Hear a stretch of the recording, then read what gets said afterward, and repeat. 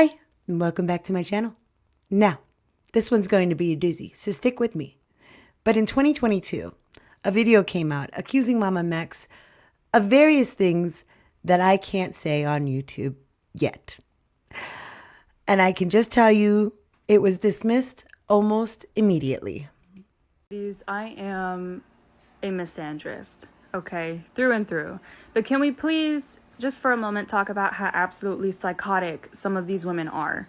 I thought I was done talking about it, but the Mama Max situation has brought up so many feelings inside me. I've had my fair share of abusive exes, the ones who called their exes crazy, and you can tell that it's really them that turned the women crazy. However, I have witnessed the actual crazy exes, the ones that will stalk you because you're the new girlfriend, the ones that will send you strange voicemails and cryptic messages and call you all kinds of names under the sun and accuse their exes of all kinds of ungodly things. 9 times out of 10, when push comes to shove, most of you don't want the smoke. As soon as you get called out, you run back with your tail between your legs and you go into hiding. Some of you don't know when to quit, and honestly, I hope Mama Max sues the ever-living hell out of some of you. As for the rest of you, the internet will take care of you. And if you ever come in here again with a goddamn opinion, I will shove it so far up your ass, you'll never see the light again.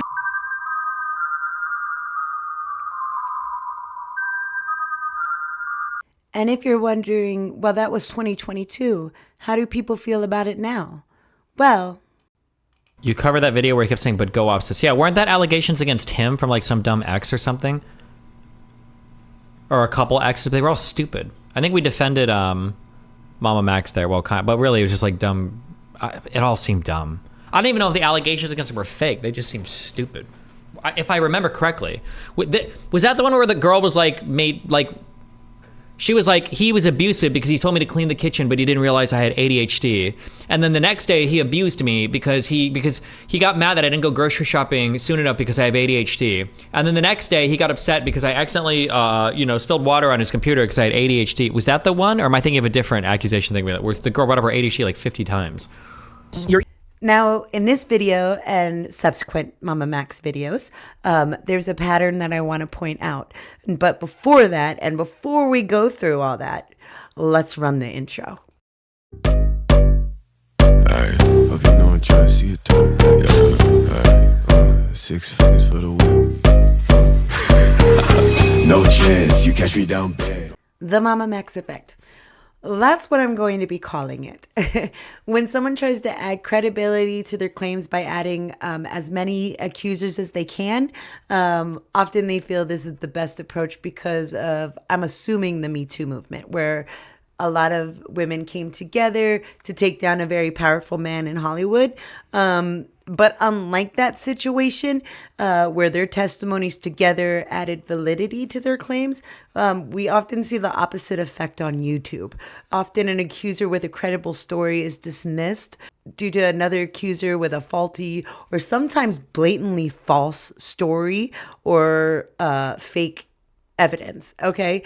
We see it often, or an accuser tries to bolster their valid accusations with false allegations or evidence in hopes that it reaches more people, in hopes that more people would care about it.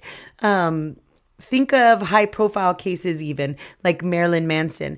The story had credibility, but then we found out that I believe Evan Rachel Wood was falsifying FBI correspondences. And then the story became about Evan Rachel Wood, and people started side-eyeing her entire allegation. Or Johnny Depp and Amber Heard, where she tried to falsify evidence. Verifiably. Even in the case of Camden Gerard Davis, the guy that Mama Max wants to take down, Spencer's behavior, inconsistency in her story, etc., caused the validity of the entire case to be questioned.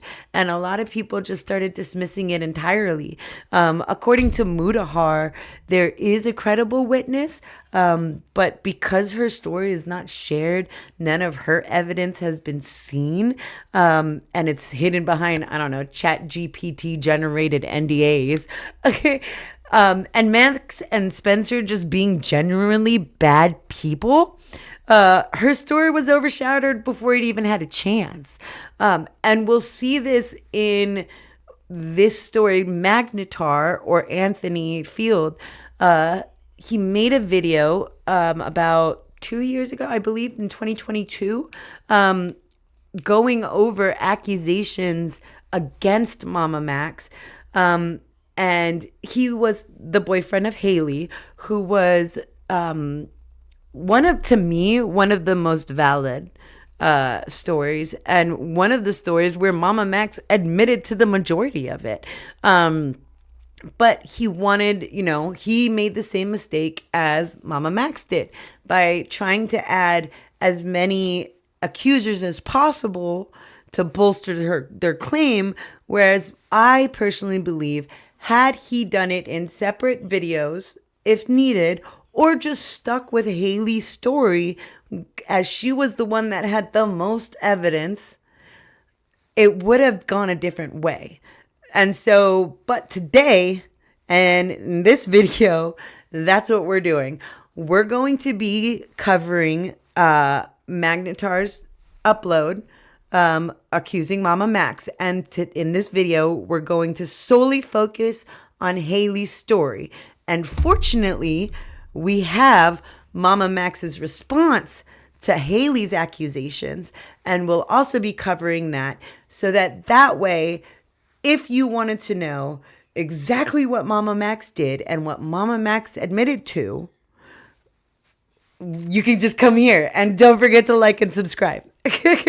Now, in the beginning of this video right here, this is a re-upload of the original allegation video, because his original video did get taken down, and Anthony does make an introduction where he explains a few things about, why the video got taken down, why he did certain things, and basically one of the big things that he points out is he is dating, and he is the boyfriend of Haley. Now, I'm not going to play that because this video is about Haley's story and Haley, okay? So, but if you do wish to watch this whole video in its entirety, I will be putting it in the description, okay? So let's get to that part.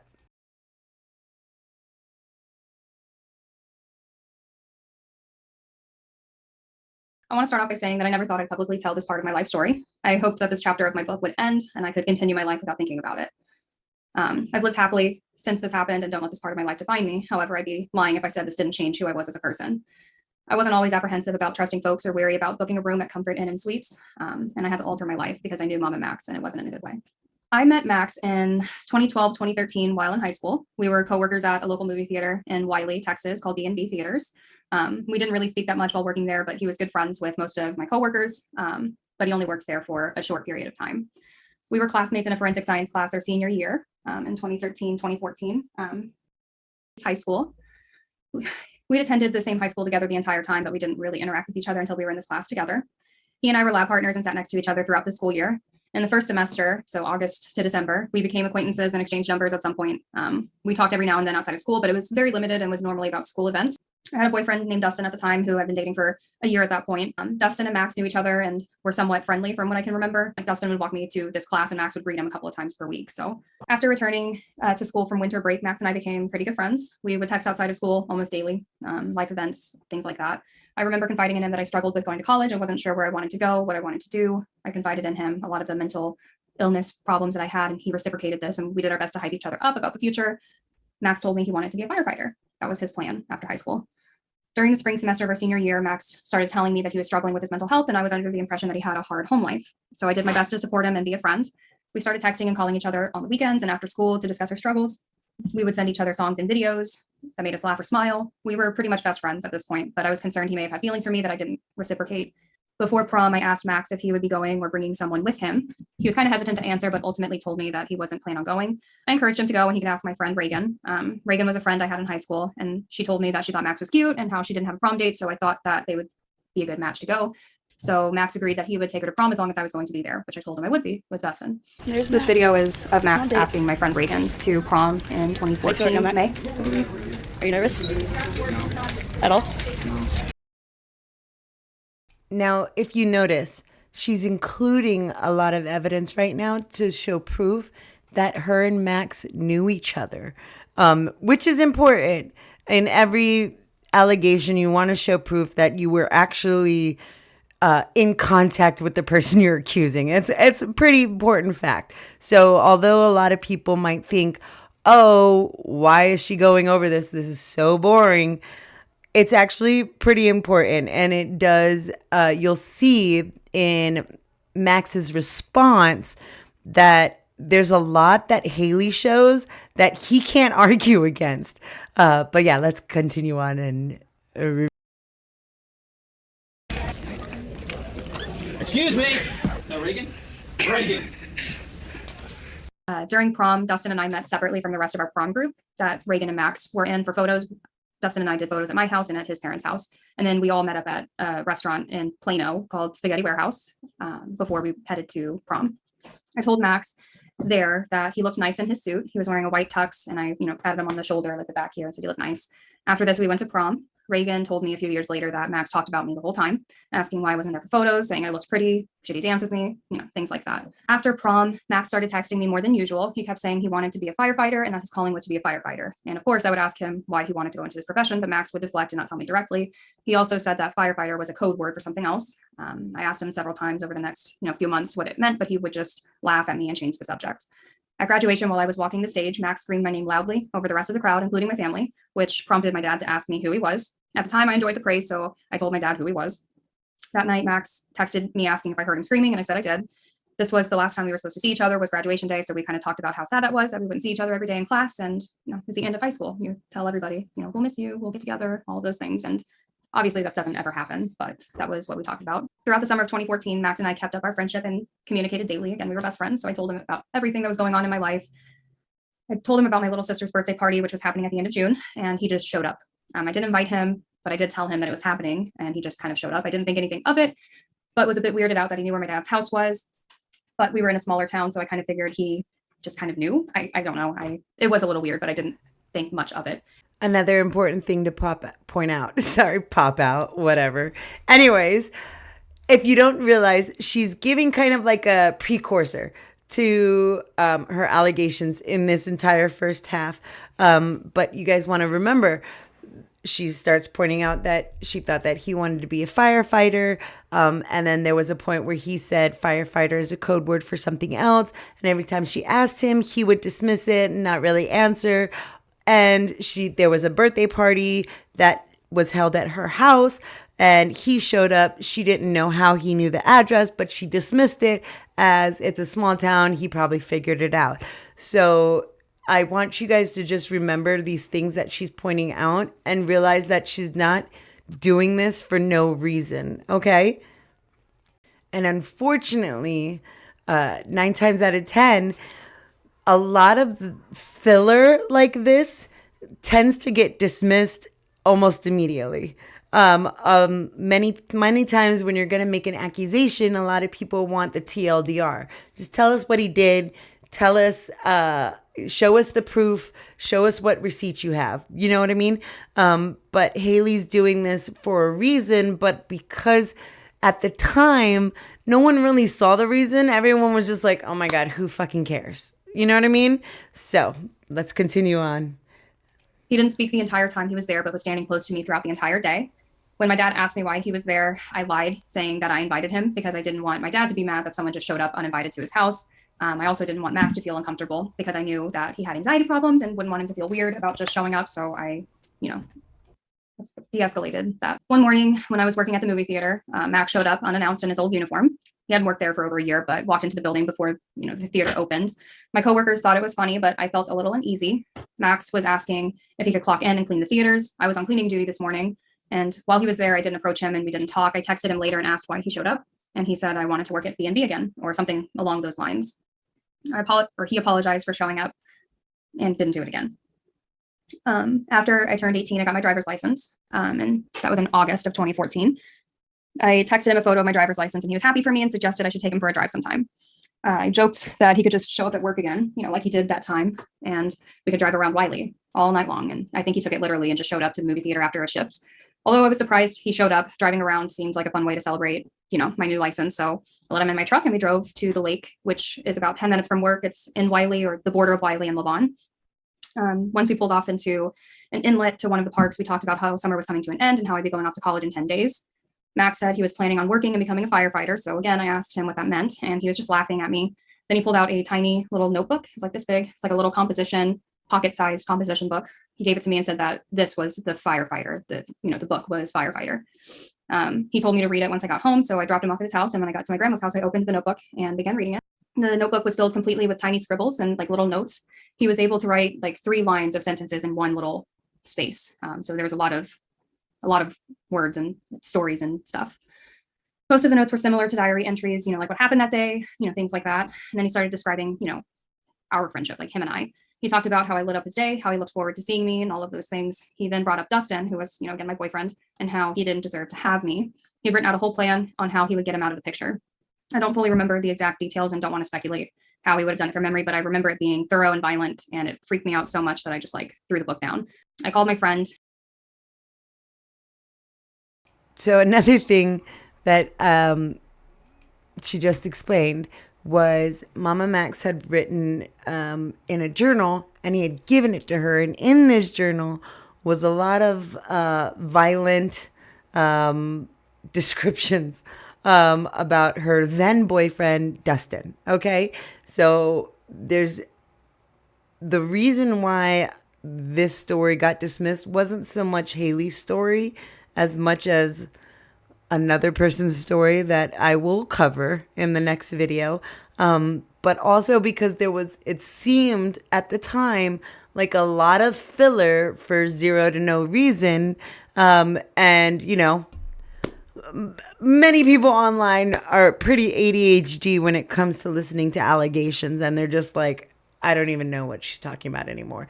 Yeah, a lot of people got lost in this sauce. Okay. And that's, it's the Mama Max effect. You get lost in the sauce. Like, wait, what's the allegation? What did this guy do? But she's telling you this entire time. This guy showed up to her birthday party, to her house, unannounced, uninvited, without knowing the address. He showed up to her work. He gave her a journal detailing how he was going to get rid of her current boyfriend at the time. So that's what I'm doing this video for, to kind of get you guys to understand exactly what Haley's story was, point by point, because I'm the autistic whisperer and that's what I do. So carry on. At the time, and told her everything. We both agreed that we wouldn't be reaching out to Max anymore, and that since I'm going away to college, he wouldn't be a problem anymore. All of that. In August of 2014, I started my freshman year at the University of North Texas. After moving onto campus, Max started sending me several text messages every day, asking to hang out, asking me about my day, carrying on, our friendship as if he didn't just give me a notebook with terrible things written in it. I responded to some of those messages, but tried to distance myself without being too blunt. At this point, I was afraid and didn't want to potentially set him off. So I just, was being nice, but distant. One night he showed up to my dorm room. I hadn't told him which dorm I was staying in, so it was strange. He found out where I was. When I asked him how he knew where I was, he laughed and never told me. In September of that year, so September 2014, Dustin and I broke up, and against my better judgment, I ended up responding to one of Max's text messages. At the time, I think I did that because I knew he would be responsive and I just needed someone to talk to. He responded with feigned concern. It was obviously turning the conversation towards me and him reconnecting. And this occurred for, 4 or 5 days, maybe a week. I started talking to my now partner, Anthony, in mid-October, like beginning October, mid-October. Anthony and I attended the same school since 5th grade and had many of the same classes, and he knew who Max was. I told Anthony that Max had been acting weird since I'd moved away to college, and Anthony suggested I cut off all contact with him. I was stubborn and told Anthony that Max was a friend and I couldn't just cut someone off like that. In my mind, I felt I needed to find a nice way to tell him that his behavior wasn't okay. Still at this point, felt responsible for his feelings since we had been so close previously. I felt that it was my job to nicely cut that off. At the end of October, Max called me and said he was in town and that he wanted me to meet his older sister who lived 10 minutes from campus. Max told me that she was a psychology major like I was, and that she would be able to give me advice on and options after school, with the potential of meeting someone like her who could give me advice, the fact that we would have been in public or the very least with someone else, and with the hope to have a conversation with him and sort of bury the hatchet, I decided to accept. I felt a sense of loyalty to Max, having been friends over the previous year, and I hoped he would see how he was acting and what he had done was not okay, and that we could somehow move past this and be close friends again. Max picked me up from my dorm room and drove about 10 minutes away to a nearby Comfort Inn and Suites, which was off the side of the highway. It's Interstate 35 in Denton, or Lake Dallas, I think technically is the city, and pulled into the hotel parking lot. I asked him why we were at the hotel, and he said he had booked a room for us for the night. I was shocked, and honestly, I couldn't move or even really speak. I started to panic and just sort of shut down. I couldn't find the means to run or object anything. Max opened the car door for me, and he took my hand, guiding me out.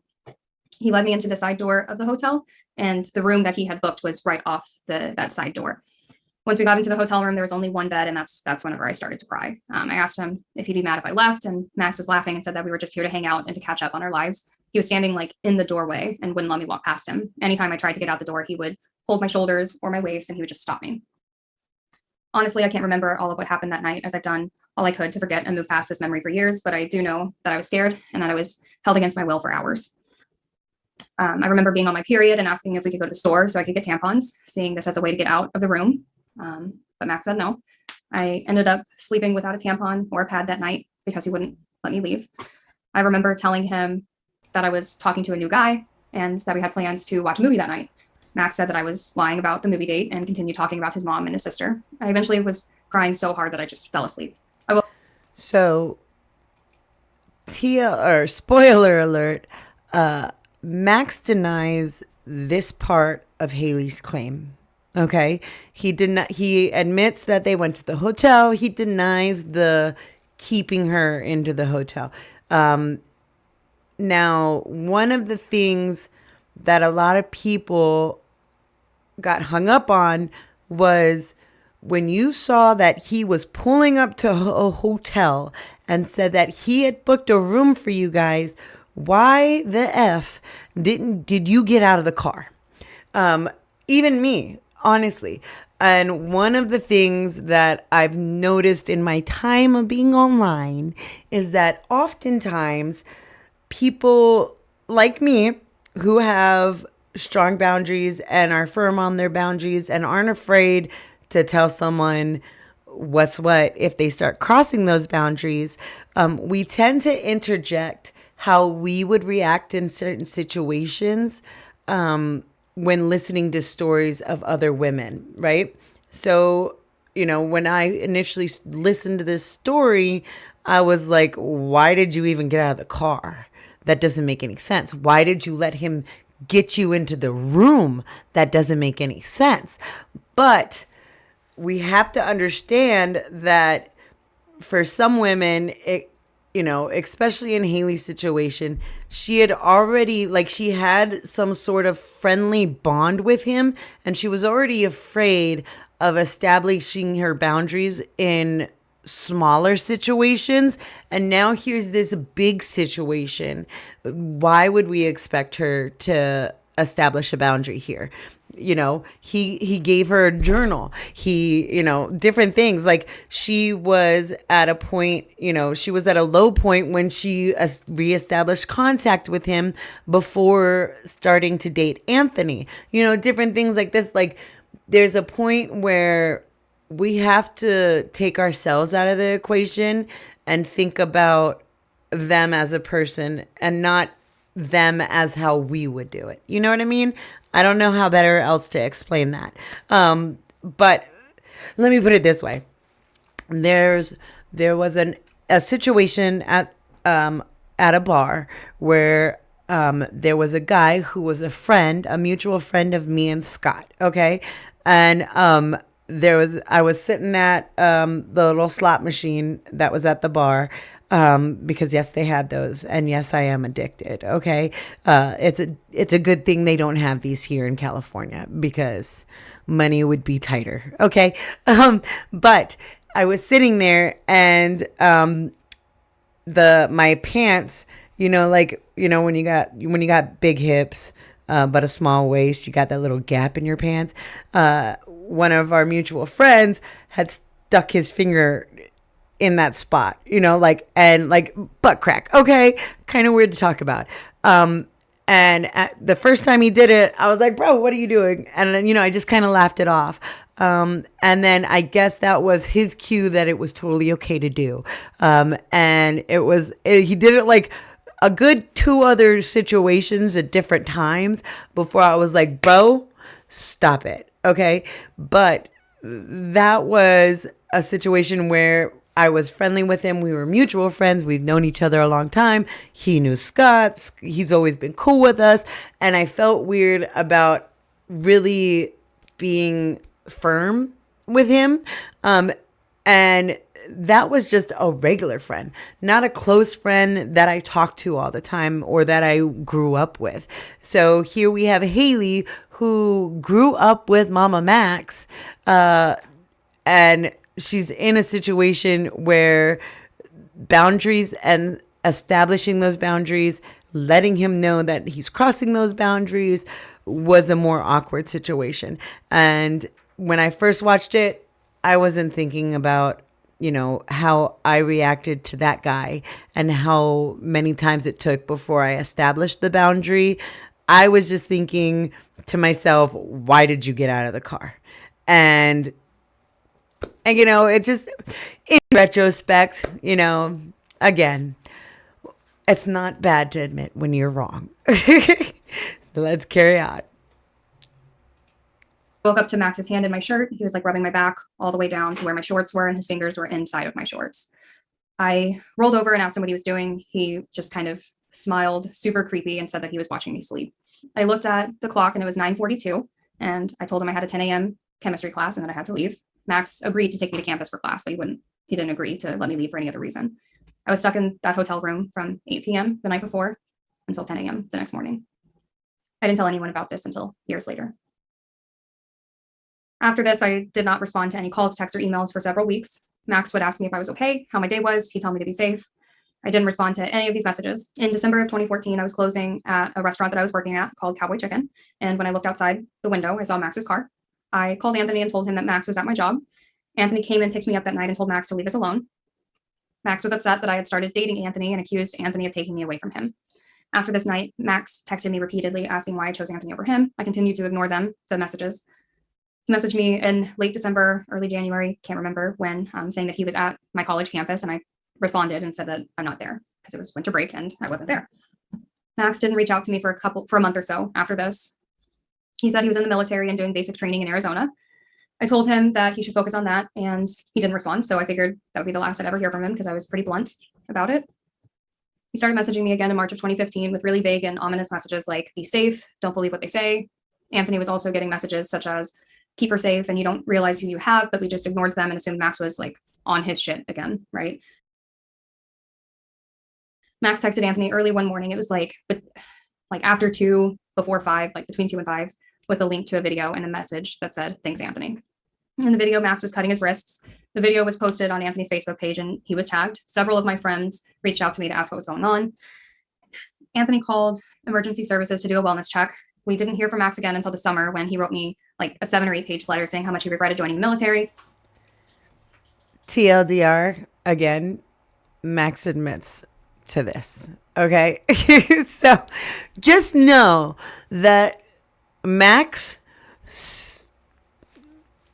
end game baited. I don't know how else to say it without YouTube just ruining my monetization. And I'm sorry. Let's just be real. I don't make content to not make money. Okay. I'm just being real with you right now. But I don't know why I keep on saying TLDR. Spoiler alert. Max admits to this. Okay. So, kind of gives you a new light on this story. He, again, posted a video of him, you know what I mean? On Facebook, tagged Anthony, tagged her. All of her Facebook friends were like, bro, what's going on? What is this? It's crazy. Okay. Max went crazy. Okay. Let's carry on. Oh, play. Ah, there we go. I was in the United States Army before I was discharged for attempting to commit suicide. As far as I know, his military career was only a few months long and ended with that that suicide video or attempted suicide video. He told me about how he loved me and wished we were together. I didn't respond to it, nor did I keep it. I burned it in my grandma's backyard, actually. For the next 4 years, Max would intermittently find his way into my life. He left a coffee and a rose on my grandma's porch with a note saying, sorry for being a bad boy.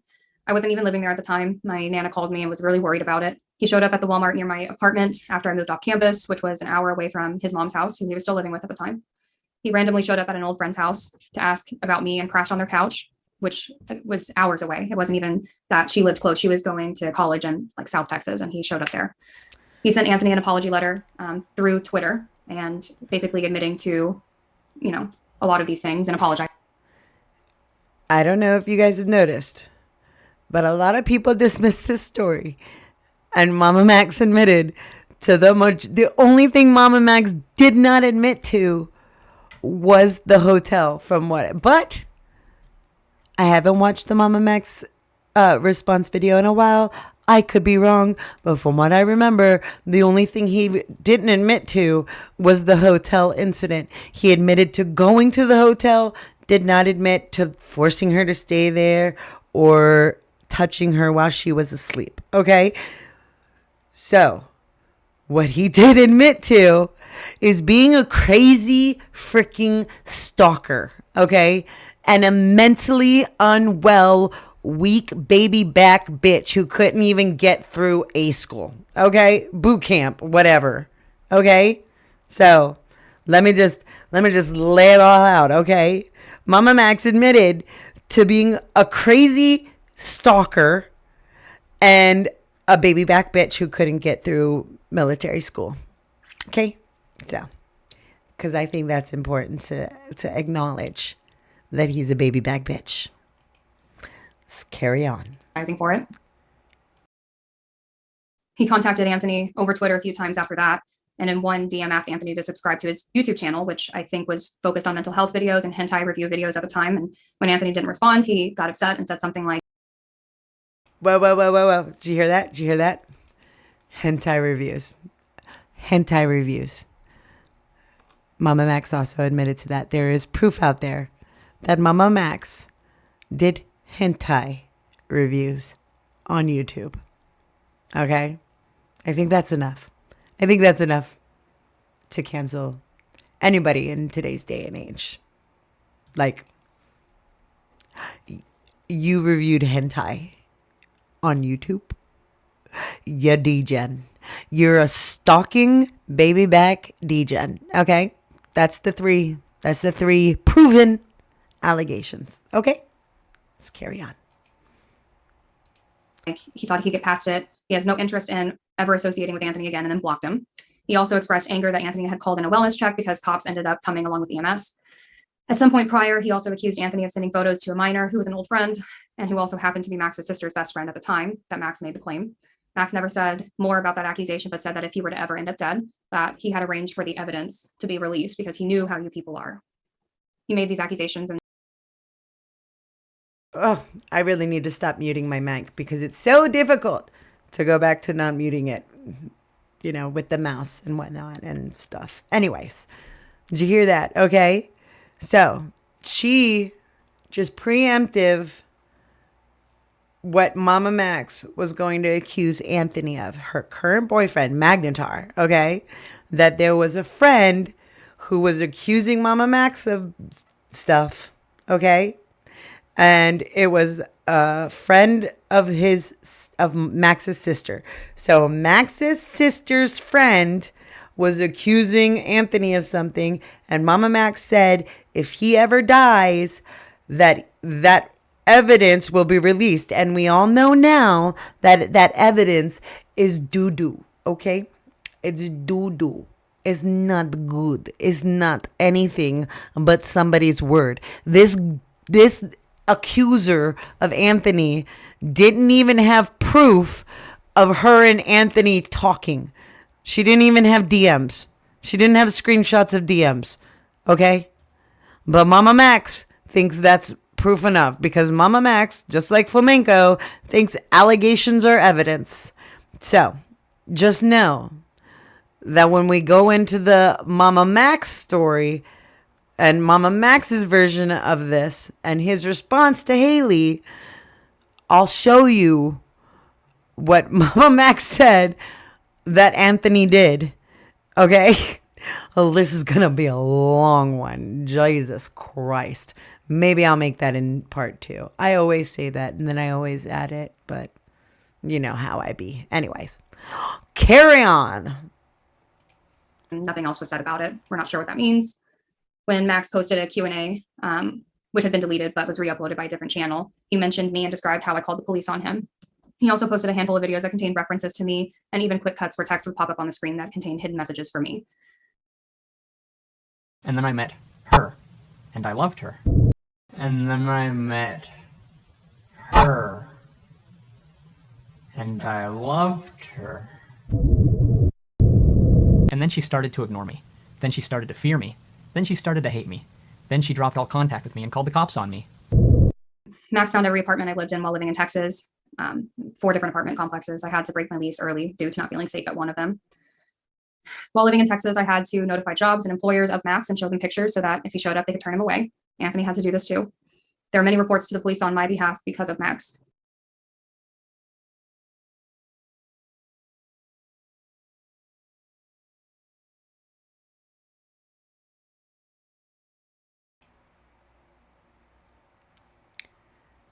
Now, if you It took me noticed in that, she showed screenshots of all the various police reports. Now, one of them, I remember pointing out that the subsequent police reports were just advising different people of the first police report. Okay. And so I took issue initially with that. And I was like, you talk about how you had multiple police reports, but the first one was the only real police report. The other ones were saying, hey, here's this police report. I want you to know that this is going on. But because I was stupid, okay? I fully admit I was dumb, okay? Because what was going on was she made the first police report against him, okay? Because motherfucker was stalking her, okay? Valid police report. Like, this guy's stalking me. I want him to leave me alone, okay? The other police reports were like at her school, and she was like, hey, if this guy comes around, know that I have an active police report against him for stalking me, so that if he does try to find out where I am, you don't give him my information. The other one was like, hey, I need to break my lease early because he's showing up at my apartment. Here's this police report that I made previously to show proof that this has been going on for a long time. Other ones were like, hey, here's this police, here place of employment. There's this guy that's been stalking me. Here's this previous police report that I made and these subsequent police reports that I made so that you know that if he calls looking for me, not to give him my information. And initially, I took issue with her showing the other police reports because I was thinking, oh, she's doing them as separate because I was not paying attention and I was not actively listening to the words that were coming out of her goddamn mouth. And she literally says just in this video that, I made subsequent police reports to let my work and my school and, my apartment complex know that this guy is stalking me. And I had to break my lease early because he found my apartment and I showed that apartment complex that police report. Okay. So I'm just pointing out how stupid I was initially so that Haley knows that I apologize. Let's carry on. Several years to admit that I had a stalker. I've been diagnosed with PTSD and anxiety as a direct result of being held against my will in that hotel room. Although I haven't had direct contact with Max since 2019, the repercussions of his actions have stuck with me to this day. I've had to go through several rounds of therapy to learn how to cope with the triggers he created, and it is still an ongoing process. I honestly thought I was done dealing with Max for the rest of my life, and believe me, I want to move on from this more than anything. But when Max and many of his fans and other content creators are denying the claims of women who have stepped forward, are harassing them and their families, and are making a joke of this whole thing, I can't stay silent and pretend I didn't go through what I went through. I survived the abuse of Mama Max, Max Harris, Max Stryker, Maximilian Murdoch, Maxine Rasmussen, or whatever other name or alias he wants to go by. I believe every single person who shares their abuse story about him, and I hope you do too. So that is Haley's story. And this video is too long already for you guys. And I want to make sure that I do not make the same mistake that Magnetar made and that Mama Max made. So in the next video, we will go over Mama Max's response to Haley. Okay. And we will touch on the things that he admitted to, and I will make sure to pause so that you guys know, even if you're listening in the background and you're not active listening, you know what to pay attention to. Okay.